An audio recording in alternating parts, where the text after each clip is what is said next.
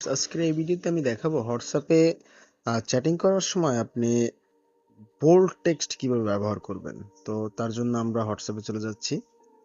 হোয়াটসঅ্যাপে যাওয়ার পরে জাস্ট আমি যে কোনো একটা মেসেজ, কাউকে একটা মেসেজ করতেছি।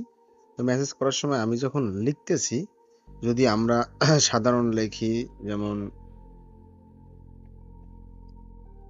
হাউ টু বোল্ড, সাধারণ আমি লিখলাম, জাস্ট এইভাবে এভাবে কিন্তু আমার এখানে শো করতেছে, এইভাবে শো করতেছে। হ্যাঁ, জাস্ট এইভাবে শো করতেছে। তো আমি এটাকে যদি একটা স্টার দেই, দেন আমি হাউ টু বোল্ড, দেন আমি আবার একটা স্টার দিই, তাহলে এই টেক্সটটা কিন্তু বোল্ড আকারে হয়ে গেছে। তাহলে আপনি আগেরটা দেখেন আর দেন এখন দেখেন, অনেক পার্থক্য এখানে দেখাচ্ছে যে বোল্ড আকারে শো করতেছে।